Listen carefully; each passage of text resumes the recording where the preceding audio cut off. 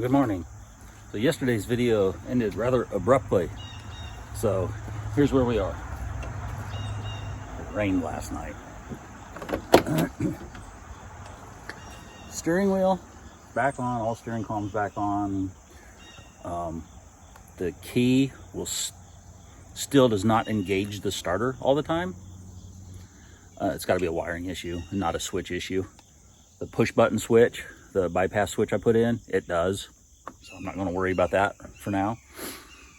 This car's always had some issues, and I'd hoped putting a new ignition switch in would fix it, and it did not. Case in point, had the car less than a year. It was probably 1980, late 87 or early 88. Was out cruising one night. Got in, parked for a while, got in the car, went to leave. No power to the ignition switch. Had nothing, wouldn't do anything. My uncle luckily drove by in his hot rod, and the guy that was driving stock car for him at the time was with him, and they pulled over and pulled out his little tool bag, and they started pissing around with it, and they must have messed with it for half an hour. You could jump it across the solenoid, but it had no power to the ignition. Eventually, it just started working. So it's had a history. That being said, we're not going to worry about that right now. We were going to take it down the road yesterday for a short trip, and just driving around the driveway a couple of loops, and it's about 2/10 around the driveway. Go around the driveway, out on the road, and back around. It was still pulling pretty hard to the left, so I backed down the driveway multiple times, pumping the brake pedal, trying to get it to self-adjust, and it was still pulling hard to the left. So I figured, well, all right, we got a new wheel cylinder. I had bought brake lines for her car a couple years ago. They're the same. I thought her car had some brake issues, and I don't know. I just never ended up putting them on. I'll just buy more for it. I'm gonna put a wheel cylinder on it. I'm gonna put a brake line on it. I've got it that far apart right now. Even just a couple of loops around the driveway, I had to pry the brake drum back off. So that's kind of why I'm thinking maybe it's not letting the fluid back through the brake line. We'll see. And even just a couple loops around the driveway, the brake drum was more than just a little warm, which I wouldn't think it would be after that short of, it's not like it was going 80 mile an hour and I got on the brakes. We're talking like 20 mile an hour, and it shouldn't have been that hot. Anyway, so we're going to get that done and then see if anything works. Don't hold your breath. Here's where we are. Got the wheel cylinder changed. But I could not get the brake line off. Yeah, I got worried I was going to break the steel line, and then I'd had a big issue. Got the wheel cylinder changed, and with as much fluid was running out of the line while it was unhooked, I don't think it is collapsed inside or plugged up or shrunk or whatever the hell it is they all do in there. So we've got the drum. We took some sandpaper and we sanded it back down. I was going to put my DA in there, but it wouldn't fit. If it had been a rear one, it would have, but because it's got the whole hub thing for the spindle, it wouldn't fit. So we scrapped that idea and just hand sanded it. But we've got it all back together. I have no idea if the shoes are adjusted anywhere even close. But now that the drum is cleaned up and ready to slide back on there, we'll get that put on there. And after Kaylin eats lunch, I'll have her come out here and help me bleed that. Yeah, there's still some shadow over there, but I don't think you're going to get that out unless you, and on the other side too. I don't think you're going to get that out unless you turn it. And I need to clarify something. This is not a race car. It is a street car that is currently set up for the racetrack. So hence the reason why I kind of want to take it to the racetrack. If that does not happen, I need to buy a gear. That's why it's still set up for the racetrack instead of setting it up right away for the street. Got to buy a gear. I don't know, have you priced a gear lately? Things are like $275 for like the cheap Richmond gear. Needs a converter. I've got a TCI Street Fighter in there. They're not very efficient, and they're really not a great street converter. I'll use it if I have to, but I'd rather buy something like a 2800, something better. I don't know. I don't even know at this point. But, and converters aren't cheap. You know, you're looking at probably $400 for a decent converter.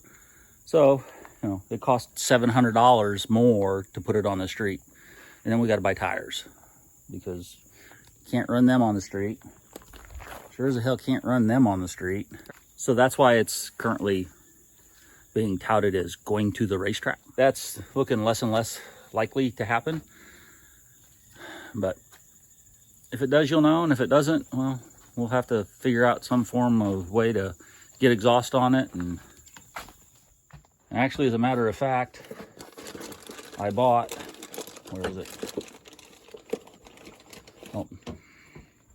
As a matter of fact, I bought a set of Hedman actual reducers. I just set that one in there. You know, regular old, nothing fancy header reducers. It's got a 3-flange connector that fits over this, and it fits right in the 2.5-inch pipe. I was talking to a fella yesterday, and he was bragging about how a local shop put exhaust on his car, and it only cost $500 for like regular aluminized pipe and 2 cherry bomb type mufflers. And I thought, holy crap, $500 for that? We'll cobble something together ourselves before we spend $500 to put something like that under the car. Anyway, I need to get that drum put on there. All right, so here's where we are. Put the front brake all back together, the tire on, set on the ground. Made several loops around the driveway. It still pulls hard to the left. I obviously didn't make it any better.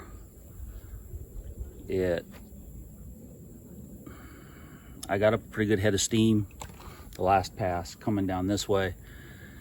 Just stood on them as hard as I could, both feet. I thought, well, let's see what happens, you know. So it locked all 4 tires up, which was good. And then when I got off the brakes, got ready to go, there was definitely one of them that was still locked up. One of the front ones, I'm assuming. It might have been the left front. I couldn't really tell. Everything's so wet out here that, so like I said, it's a street car that is currently set up to go to the racetrack.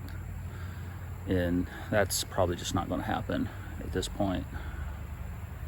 I mean, I don't know what to do about the front brakes. I probably just need to buy drums and shoes and a wheel cylinder for the other side and just redo everything. But all right, I'm kind of burned out on all of this.